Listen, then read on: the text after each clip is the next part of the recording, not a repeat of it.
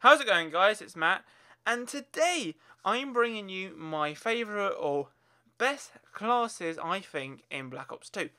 So the game's been out about a month, almost a month, but I've had the game probably about 5 weeks or 4 weeks, because I've had the game before a lot of you guys. So I've had the game for quite a while, and I was going to make a video like this maybe the second day into Black Ops 2, and be like, hey guys, these are the best classes to you. But I was like, to be honest, a few days, like 5 days into the game, I honestly probably said to myself, like, how do I know which are the best classes in the game? Because, I haven't hit the highest level. But yeah, so obviously now I'm 3rd prestige.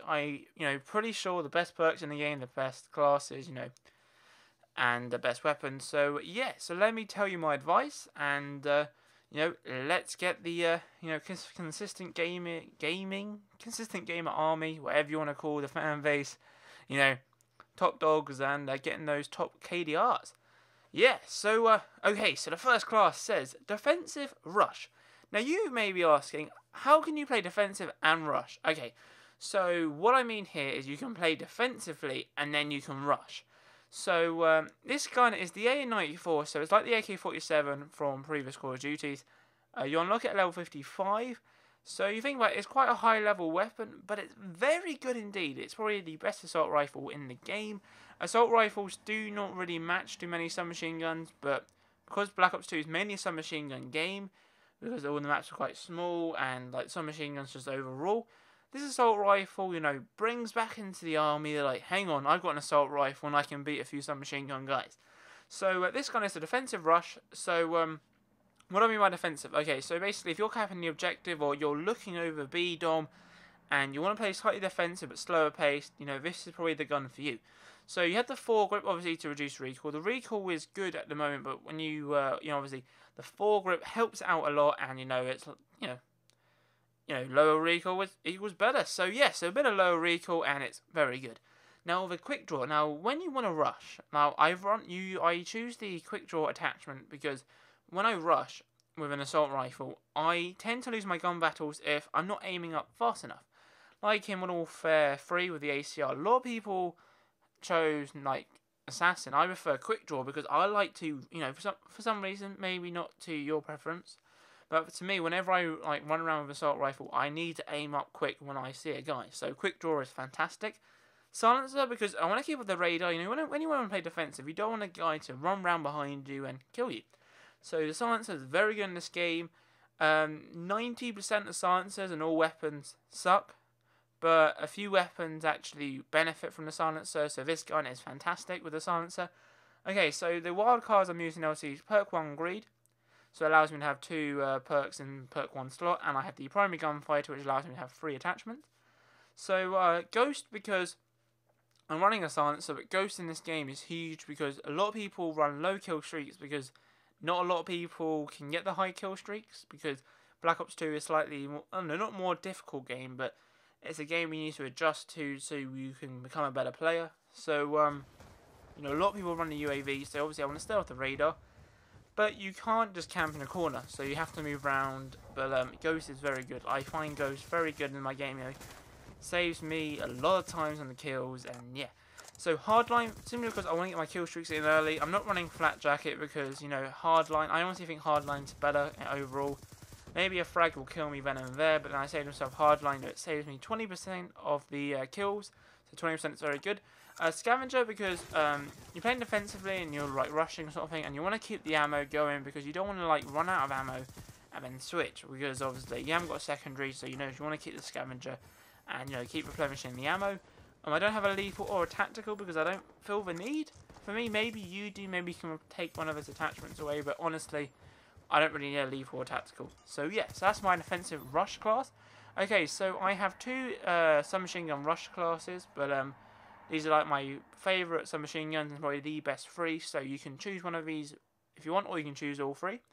Okay, so the MP7, so I run the MP7, I run it with foregrip, the laser sight and the adjustable stock. I run the foregrip obviously to when I aim down sight, a bit more accuracy, and the MP7 has quite a bit of recoil, but with the foregrip, it lowers it back down, and it's very easy to manage, and you get so many easy kills. Laser sight, because the fire rate is so high, when I come up to close quarter battles, I just, hit fire and it is a beast. So laser sight is very good. Stock, because whenever with stock, I like to aim down sight, and it's like Stalker, so aim down sight, move left to right, and it's very hard for enemies to try and shoot you because you can dodge bullets. You're harder to shoot, and I love it with all my weapons at the moment. It's just so good. So yeah, obviously I'm running the same wildcards, I'm running the same perks, obviously for the same reason, Ghost, hardline, get my kill streaks early, Scavenger, then Engineer because I'm not running Flat Jacket, so I want to see where the I can't say anything today. So I want to know where the shock charges are, the bouncing bellies, so I can avoid being killed by them. Okay, so the second submachine gun class is the PDW, so everything is the same except I'm running the suppressor and laser sight and stock, and I've changed Scavenger for toughness.